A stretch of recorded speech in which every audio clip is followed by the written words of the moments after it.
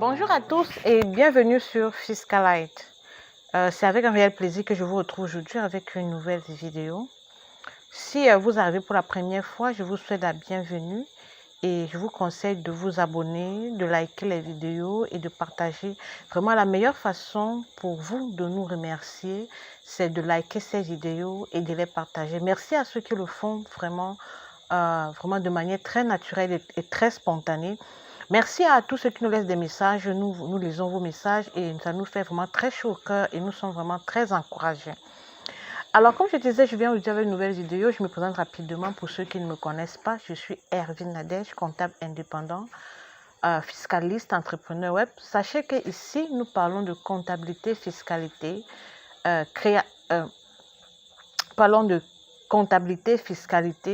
gestion d'entreprise, mais aussi création de richesse. En bref, tout ce qui tourne autour de l'entreprise. Aujourd'hui, nous voulons parler du seuil de rentabilité. Alors, c'est quoi le seuil de rentabilité? Pourquoi parler aujourd'hui du seuil de rentabilité? Quelle est l'importance du seuil de rentabilité pour une entreprise?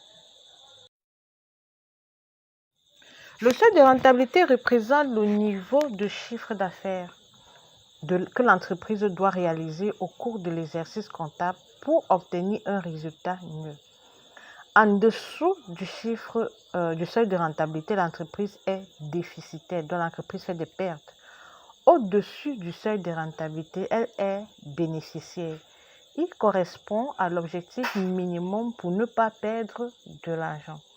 Alors, je vais d'abord m'arrêter ici pour dire que lorsqu'on a une entreprise, déjà, c'est quoi le chiffre d'affaires? Le chiffre d'affaires, ce sont les ventes, les recettes, en fait. C'est ça qu'on appelle le chiffre d'affaires. Lorsque on a une entreprise, nous avons vu sur Fiscalite, on a parlé des objectifs, se fixer des objectifs et tout. Mais les objectifs, comment est-ce qu'on les fixe? On ne fixe pas on ne se lève pas un matin, on ne rêve pas la nuit, on voit les objectifs qu'on va fixer. On ne se lève pas un matin, on dit je vais fixer les objectifs parce que j'ai vu dans une vidéo sur YouTube, on disait que pour une entreprise, vraiment, il faut fixer des objectifs. Alors moi, je vais vendre, disons, 3 millions par mois, je vais vendre 20 millions par an. Les objectifs sont fixés en fonction de certains agrégats, en fonction de certains indicateurs. Et l'un des indicateurs sur lequel un entrepreneur doit se baser pour fixer ses objectifs, c'est le seuil de rentabilité. Donc, on vous dit que le seuil de rentabilité, c'est le niveau du chiffre d'affaires à partir duquel votre entreprise, donc le niveau de chiffre d'affaires où vous avez un résultat nul, un résultat zéro. Donc, après le seuil de rentabilité, votre entreprise, votre activité commence à être rentable. Mais avant que vous n'ayez atteint le seuil de rentabilité, l'activité est déficitaire. Donc, si vous ne voulez pas perdre de l'argent, puisque c'est l'objectif premier quand on a créé une entreprise, personne ne veut créer son entreprise et perdre de l'argent. Quand on ne veut pas perdre de l'argent, il est important de calculer le seuil de rentabilité. Et on se fixe l'objectif et le seuil de rentabilité devient notre objectif minimum à atteindre. Donc, si je calcule mon seuil de rentabilité de 2000, nous sommes en 2023, et mon seuil de rentabilité 2023, c'est de 5 millions. Tant que je n'ai pas atteint 5 millions, je suis dans les pertes. Tant que je n'ai pas atteint 5 millions de chiffre d'affaires, je suis dans les pertes. Mais dès que j'atteins 5 millions de chiffre d'affaires, je suis au niveau zéro. C'est-à-dire, je n'ai pas de perte, je n'ai pas de profit. Après mon chiffre d'affaires, après les 5 millions, 100 000, ok, les 100 000 commencent à être mon bénéfice. Quels sont les avantages du calcul du seuil de rentabilité? Donc, nous disons que l'intérêt du calcul du seuil de rentabilité est de permettre de définir l'objectif à atteindre sur une période donnée. Le seuil de rentabilité permet de fixer des objectifs et de mettre les plans d'action appropriés au chiffre d'affaires à développer. Je l'ai déjà dit en introduction, je l'ai déjà dit. Donc, quand vous avez calculé votre seuil de rentabilité, c'est à partir de là que vous fixez des objectifs en fonction du seuil de rentabilité que vous avez calculé. Et quand vous fixez des objectifs, vous définissez donc la politique, les plans d'action que vous allez mettre en place pour pouvoir atteindre ces objectifs. Donc, si vous n'avez pas calculé le seuil de rentabilité et que vous avez juste fixé ces objectifs en l'air, vous risquez croient que votre activité est rentable, pourtant elle ne l'est pas. Parce que l'activité rentable, ce n'est pas quand on a un bénéfice dans le bilan. Ce n'est pas quand le comptable vous dit vraiment, en cette fin d'année, on a un bénéfice. On peut avoir le bénéfice, mais ne pas avoir atteint le seuil de rentabilité. C'est-à-dire, on est dans l'activité n'est pas encore rentable. Le seuil de rentabilité est aussi un indicateur clé pour le prévisionnel financier en phase de création d'entreprise ou dans le cadre d'une reprise parce qu'il permet d'apprécier la rentabilité de l'entreprise avant acquisition. Donc, en cas de création d'entreprise, une entreprise nouvellement créée, le seuil de rentabilité est calculé en fonction des prévisions. Puisque c'est aussi un prévisionnel, puisque c'est aussi un indicateur de prévision, on le calcule aussi sur la base des prévisions pour savoir quand est-ce qu'on va atteindre le seuil de rentabilité et définir justement les plans d'action et tout en fonction vraiment du seuil de rentabilité qu'on a calculé. Et en cas de reprise, on le calcule pour voir si l'activité est rentable et à partir de quand est-ce que l'activité sera rentable, qu'on sera retourné dans les fonds qu'on a dépensés pour acquérir l'entreprise. Donc, vous voyez donc que le seuil de rentabilité est vraiment très, très, très important parce que c'est lui qui valide la rentabilité. Comme il s'appelle le seuil de rentabilité, c'est lui qui valide la rentabilité d'une entreprise au vu des objectifs de vente définis par l'entrepreneur. Le seuil de rentabilité, nous devons aussi savoir qu'à chaque modification intervenant sur l'exploitation de l'entreprise, par exemple, les investissements, si pendant que l'entreprise est en train de... Si en cours d'année, il y a de nouveaux investissements, s'il y a l'embauche d'un nouveau salarié, les charges supplémentaires imprévues, etc., le chef d'entreprise doit recalculer son seuil de rentabilité afin de réajuster sans cesse et de prendre les décisions qui s'imposent pour rééquilibrer l'activité. Vous voyez, quand on parle de tableau de bord, je ferai une vidéo sur le tableau de bord, si Dieu le permet. Le seuil de rentabilité, c'est aussi un indicateur. C'est un indicateur, donc c'est un peu un indicateur justement qui apparaît seulement dans les tableaux de bord. Donc, vous avez calculé le seuil de rentabilité, par exemple, en janvier et qu'en mars, vous faites de nouveaux investissements. Puisque le seuil de rentabilité, on va le voir plus bas, prend en compte les charges variables et les charges fixes. Quand vous faites de nouveaux investissements, ce sont des charges que vous avez engagées qui n'étaient pas prévues. Quand vous embauchez un nouveau salarié, ce sont des charges qui n'étaient pas prévues quand on calcule le seuil de rentabilité. Dans ce cas, il faut recalculer le seuil de rentabilité. Sinon, on risque de se tromper à la fin. On risque à la fin de croire que peut-être qu'on a atteint le seuil de rentabilité. Pourtant, on ne l'a pas atteint parce qu'il y a des événements imprévus affectant, modifiant même ce seuil de rentabilité qui se sont passés en cours d'exercice dont on n'a pas pris en compte. Donc, quand il y a des modifications qui interviennent dans l'exploitation de l'entreprise, il faut recalculer le seuil de rentabilité. C'était juste une petite précision avant qu'on avance. Maintenant, nous parlons du seuil de rentabilité et du point mort. Vous allez voir le seuil de rentabilité, voir point mort. C'est quoi la différence? Dans le calcul de rentabilité d'une entreprise, il ne faut pas confondre le seuil de rentabilité et le point mort qui sont deux éléments différents. Le seuil de rentabilité représente le chiffre d'affaires que l'entreprise doit réaliser pour avoir un résultat nul et être rentable, tandis que le point mort correspond à la durée nécessaire pour atteindre ce résultat nul. C'est-à-dire que le point mort vous permettra de connaître la date à laquelle votre entreprise aura atteint son seuil de rentabilité, à partir de quel moment l'activité devient bénéficiaire. Donc le point mort, c'est la date. On a calculé le seuil de rentabilité, c'est 1 million. Maintenant, à quelle date est-ce qu'on aura atteint ce 1 million? On calcule la date, ça peut tomber en juin ou en juillet. Ok, on sait qu'en juin, en juillet, si tout marche comme prévu, on aura atteint notre seuil de rentabilité. Donc, cette date-là, c'est le point mort. Mais le seuil de rentabilité, lui, c'est un chiffre d'affaires. Le point mort, c'est une date. Alors, avant de continuer, nous allons voir quelques conseils sur le calcul de la rentabilité d'une entreprise. Donc, quand vous voulez calculer le seuil de rentabilité, il faut toujours raisonner en hors taxe parce que la TVA n'est ni un enrichissement ni un appauvrissement pour la société. Donc, il faut raisonner en notre axe. Pour le calcul des charges fixes, pensez à arrondir au montant supérieur en prévision des augmentations chaque année. Donc, il faut penser à arrondir les charges fixes en valeur supérieure, donc en prévision, quoi. Pensez à prendre en compte l'imprévu pour éviter les désagréments. Exemple, un matériel qui se détériore avec le temps, la casse, les indemnités pour un employé qui part, pour éviter ainsi les pertes de productivité. Il ne faut surtout pas hésiter à décliner le point mort par trimestre, par mois, par jour, pourquoi pas, en regard de N-1 par exemple, et surtout de suivre ces chiffres régulièrement pour éviter le scénario catastrophe et permettre d'anticiper au maximum. Écoutez, il y a les entrepreneurs, quand on insiste, c'est que c'est important, il y a des entrepreneurs, il y a des personnes, ils vont dépenser de l'argent pour qu'on fasse des prévisionnels, qu'on fasse des calculs, qu'on leur fasse un tableau de bord, etc. Mais après, c'est bon, il va le mettre au fond de ses tiroirs et basta. Il continue à gérer son entreprise comme si de rien n'était. Il a oublié qu'on a fait des calculs au départ. Alors, il fonctionne comme si de rien n'était. Non.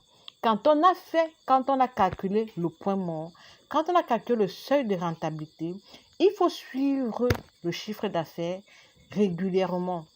C'est pourquoi ici, dans les conseils, je vous dis, il ne faut pas hésiter à le calculer, même trimestriellement, mensuellement, et par jour, parce que c'est quelque chose qu'il faut suivre, c'est un objectif à atteindre. Si on s'écarte, si on enlève, si vous retirez vos yeux de votre objectif, vous risquez de ne pas l'atteindre.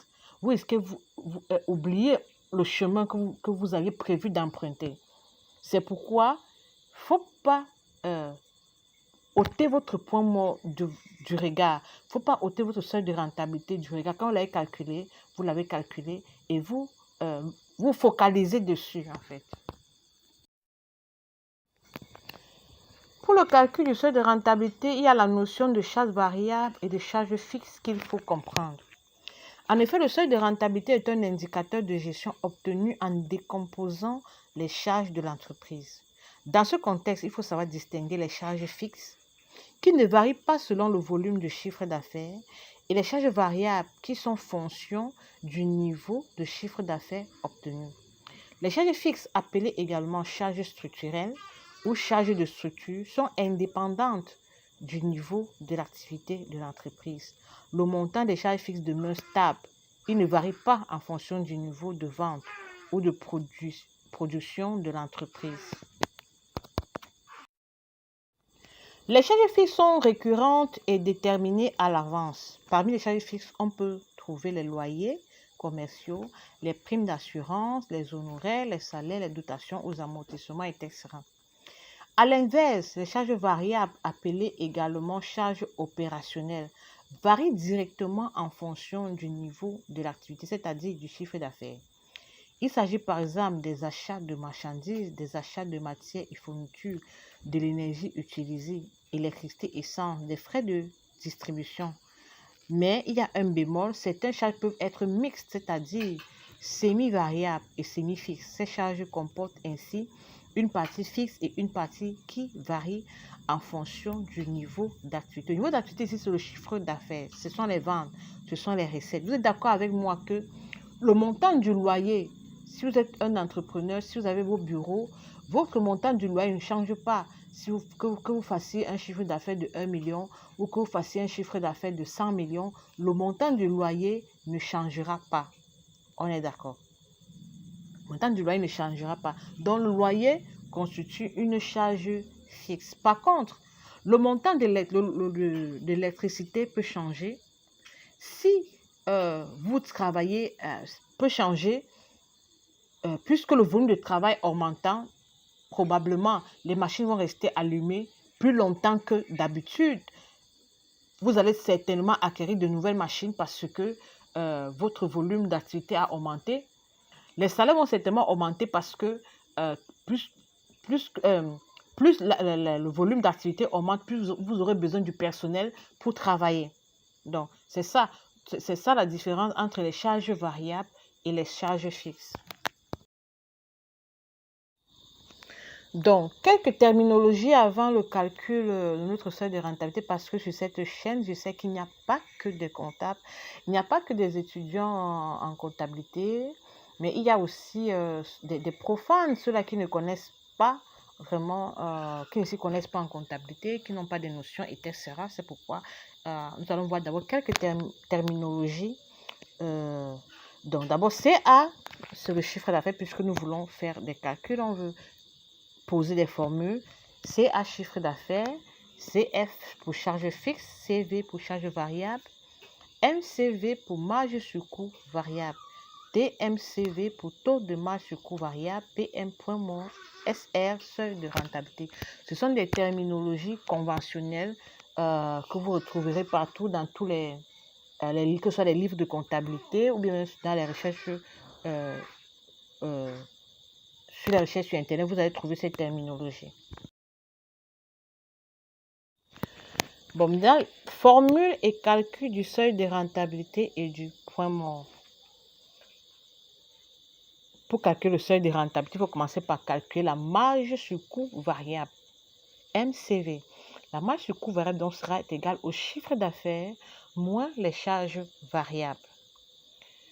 Il faut aussi calculer le taux de marge sur coût variable, TMCV, qui sera égal à la marge sur coût variable divisé par le chiffre d'affaires. Enfin, le seuil de rentabilité SR sera égal aux charges fixes divisé par le taux de marge sur coût variable.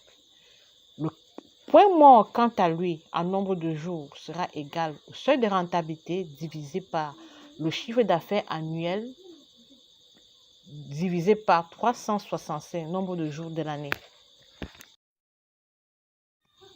Nous finissons enfin par un cas pratique. Supposons que nous avons notre entreprise qui s'appelle justement cas pratique. Les charges fixes de cas pratique sont de 57 000 francs CFA. Nous sommes en zone CEMAC à Cameroun. Nous utilisons le CFA.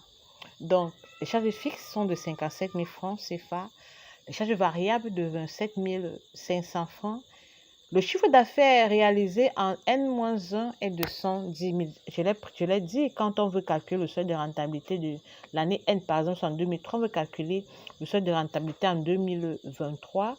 Nous allons utiliser les éléments de 2022 pour pouvoir faire le calcul. Donc, c'est pourquoi ici, vous allez voir chiffre d'affaires réalisé en N-1, 110 000 francs CFA. Donc, on commence par calculer la marge sur coût variable. Nous l'avons dit, c'est égal au chiffre d'affaires moins les charges variables. Nous avons 110 000 moins 27 500 égale 82 500. Ensuite, nous calculons le taux de marge sur coût variable qui, lui, est égal à la marge sur coût variable divisé par le chiffre d'affaires. Donc, 82 500 divisé par 110 000. Qui nous donne 0,75.